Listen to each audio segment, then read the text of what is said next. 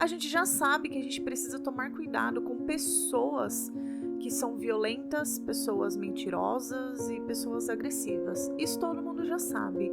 Mas e quando você se envolve em um relacionamento em que essa pessoa parece ser perfeita? Pois é, hoje eu vou contar um caso de um relacionamento que parecia ser um relacionamento perfeito, mas que terminou de uma forma muito cruel.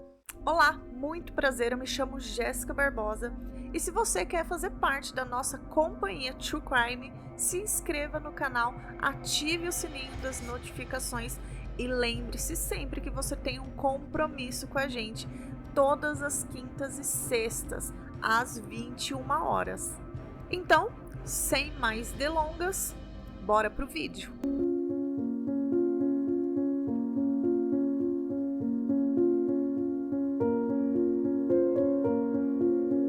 Nicole e seu filho Trey moravam em Dallas, onde tinham vários amigos. Ela era uma mulher super simpática e carismática e que fazia amigos com muita facilidade. Era aquela mulher que atraía muitos olhares e que era super alegre, carismática e que todo mundo queria estar perto dela. A Nicole foi mãe aos 17 anos, mas ela sempre ralou muito, ela nunca deixou o filho dela sozinho. Ela assumiu todas as consequências e responsabilidade de se ter um filho. Eu não achei nenhum tipo de relato sobre o pai do Trey, que é o filho dela, e nada assim sobre a família dela também. Para vocês terem uma noção, a Nicole ela era uma mãe tão preocupada com o Trey que ela nem quis se relacionar com ninguém. Ela se dedicou completamente à maternidade e ao trabalho. Então ela tinha uma vida assim estruturada, não era nada de nossa, super classe média, mas eles não passavam nenhum tipo de necessidade. Como a Nicole ela tinha que bancar a casa sozinha, ela teve vários tipos de empregos e alguns diferentes. Ela trabalhou como dançarina em algumas boates, ela trabalhou como corretora de bolsa e aos 34 anos ela estava estudando para se tornar uma técnica em enfermagem. E foi só quando o filho dela já estava com 17 anos que ela pensou em arrumar alguém e ter um relacionamento. Foi quando Michael Kevin Adams ele entra na vida dela. Ele era um cara super vaidoso e encantador, daqueles homens que sabem como tratar uma mulher, que sabem conquistar. E ele tratava Nicole como uma rainha. Ele super apoiava ela a estudar, a trabalhar. Ele valorizava ela como mãe e ele parecia ser um homem maravilhoso para ela. Ele parecia ser a pérola perdida no mar, sabe? Ele era muito perfeito. Só que o Michael, ele tinha um comportamento bem obsessivo. O Michael, ele tinha um comportamento bem obsessivo com algumas coisas boas, mas a Nicole, ela não se apegava a essas obsessões que ele tinha, porque ele era muito carinhoso com ela. Ele escrevia bilhetinhos, ele dizia que amava, ele dava chocolate para ela e colocava recadinhos na jaqueta dela.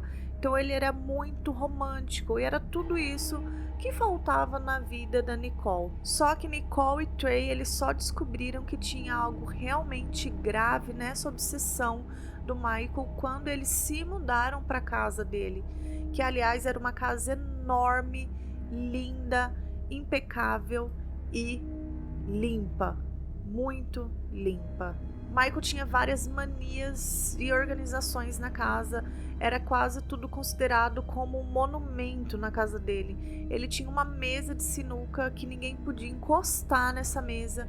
Ele também tinha um sofá lindo, mas que as pessoas não podiam sentar, tinham que sentar nas cadeiras, o que não fazia sentido nenhum. Para que você vai ter algo e não é para ser usado? E se ele era assim também, o porquê que ele foi chamar a Nicole para morar com ele, né?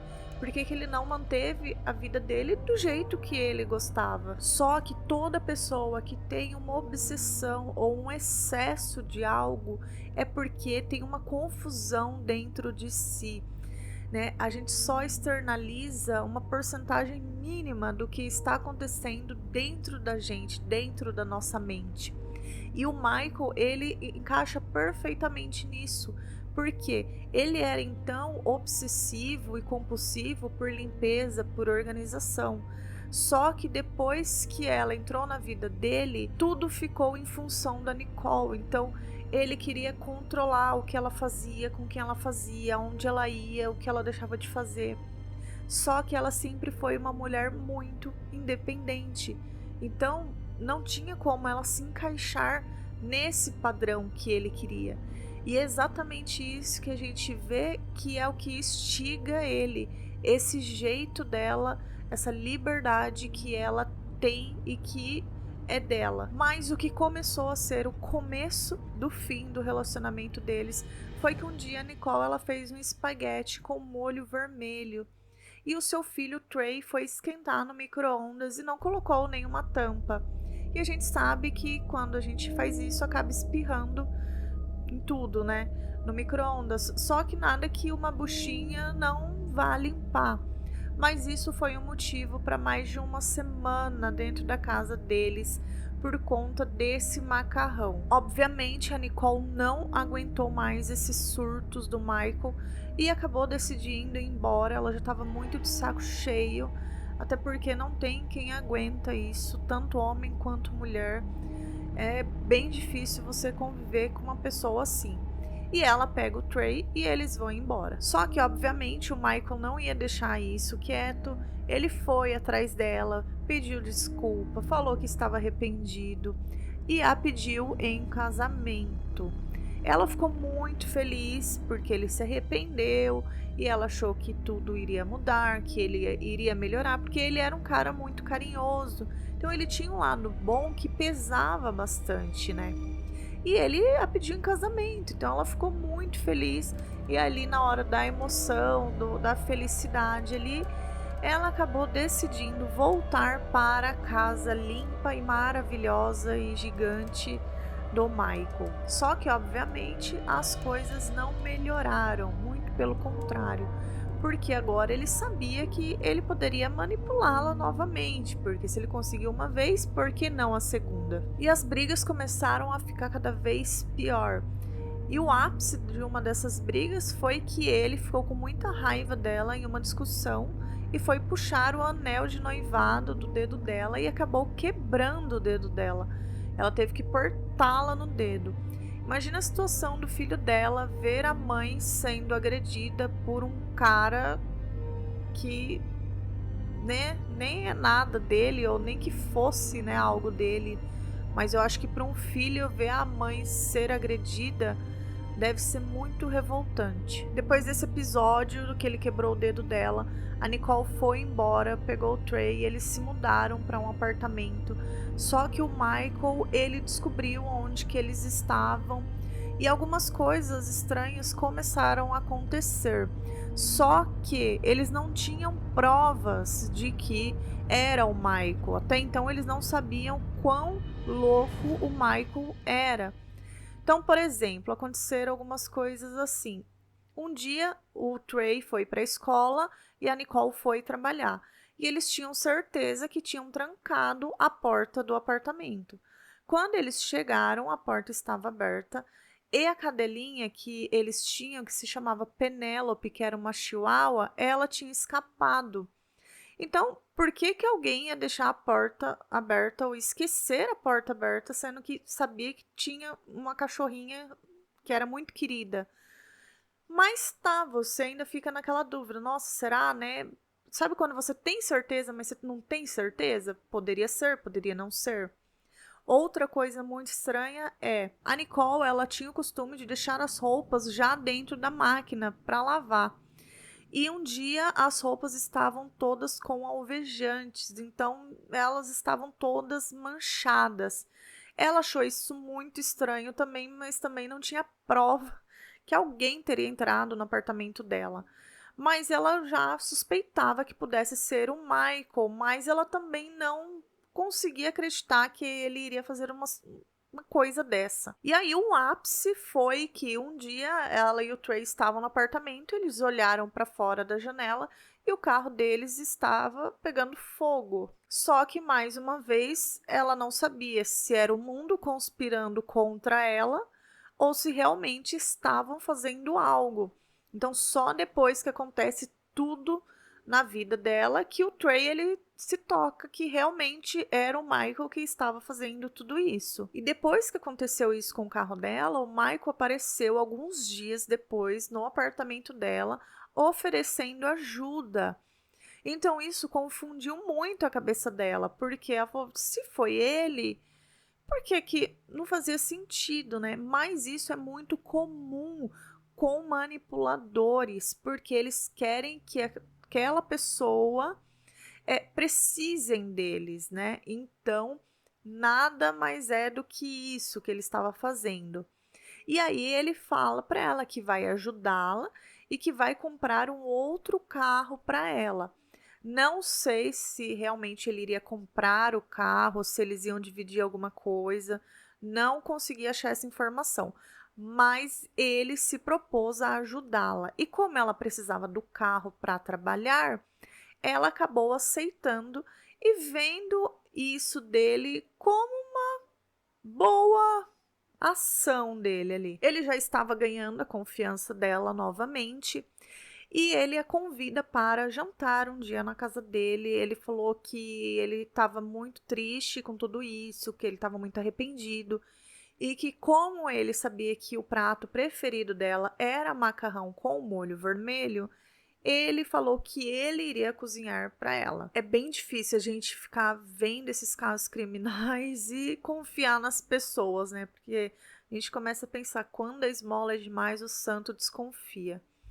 E não foi diferente com a Nicole. Ela comeu esse macarrão que estava com Boa Noite, Cinderela, e ela começou a meio que desmaiar ali, e ela ficava acordada e sentia o corpo mole, e ele a levou pro quarto, fez horrores com ela. Ele usou um brinquedo que vocês já imaginam para quê, né, o que é, e era um brinquedo muito grande. E ela falou que ela não conseguia se mover porque o corpo dela, ela não tinha domínio sobre o corpo. E ele machucou muito ela. Ele tirou fotos dela com esse brinquedo. Uma forma mesmo de humilhação e de querer ter o domínio sobre aquela pessoa. Mas depois de um tempo, entre desmaios e flashes que ela está tendo, ele acaba soltando e ela foge. Só que ele consegue pegar ela antes dela chegar no vizinho, porque ela já foi, saiu do jeito que ela estava, nua mesmo, mas não deu tempo. Parece coisa de filme, né? Mas não sei se ela estava com alguma fita, ou porque ela não gritou, porque que ninguém escutou, ninguém viu. Quando você não quer que alguém veja, todo mundo vê, né? Sempre tem alguém vendo alguma coisa. Agora, quando, né, é necessário que alguém veja alguma coisa, ali ninguém viu ela.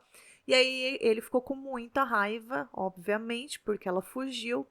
E aí vem tudo pior, ele bate nela, ele corta o cabelo dela, ele amarra ela.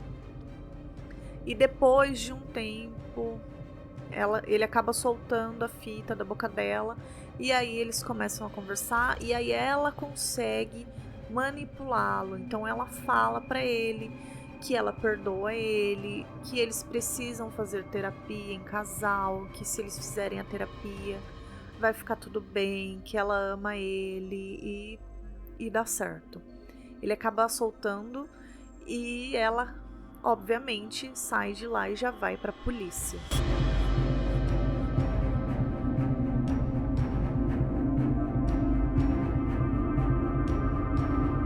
Ela chega na polícia e um detetive chamado Scott, ele atende, pergunta o que aconteceu e ela tem que contar todos os detalhes, né? E quando ela fala das fotos, esse detetive, ele se mostra muito interessado nessas fotos.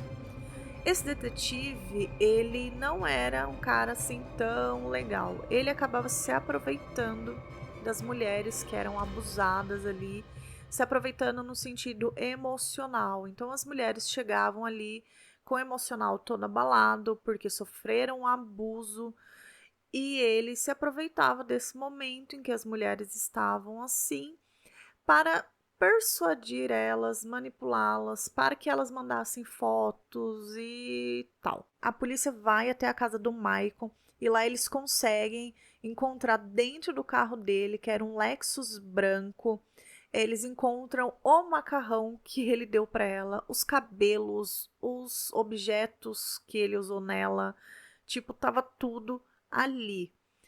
Tudo para ele ser preso ou para acontecer alguma coisa que, né, ajudasse a Nicole.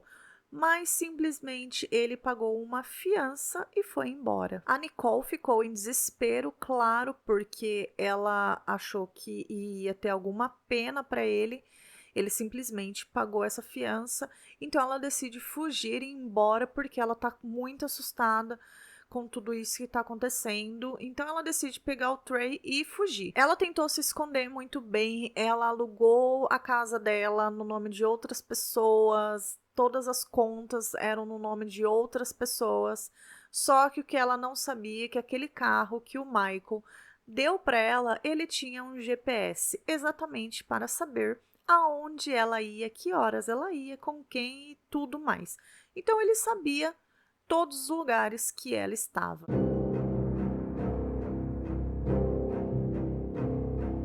Não demorou muito para ele começar a jogar algumas coisas na frente da casa dela, como se fosse uma forma de fazer uma tortura psicológica, mostrando para ela que ele sabia que ela estava lá. Nisso, ela já tinha ido na polícia novamente, ela já tinha pedido medida protetiva, mas nada resolveu. Não tinha provas que ele estava indo lá, o que ele estava perseguindo, não tinha nada. E em setembro de 2013, o pior aconteceu. Trey relata que ele acordou, foi até o quarto da sua mãe, deu bom dia e ela disse que iria dormir mais um pouquinho porque ela estava um pouco cansada ainda.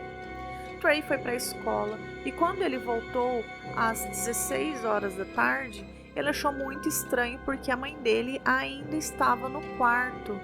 Ela não tinha esse costume de dormir tanto assim. Só que quando ele chegou na porta do quarto, o quarto estava trancado. E ele chamava ela e ela não respondia. Ele começou a ficar preocupado, achando que ela pudesse ter passado mal ou estar passando mal. Ele olhou por debaixo da porta e viu que as pernas dela estavam penduradas para fora da cama. Então ele desceu até a cozinha, pegou uma chave e arrombou ali a maçaneta da porta. E quando ele abriu a porta, ele viu a pior cena de toda a vida dele. A Nicole estava com a roupa íntima dela no meio das pernas. Ela tinha sofrido violência sexual, a blusa dela estava toda erguida e ela levou 2 tiros no rosto. A polícia, obviamente, já suspeitou que fosse o Michael, mas ele tinha um álibi, era um álibi muito forte.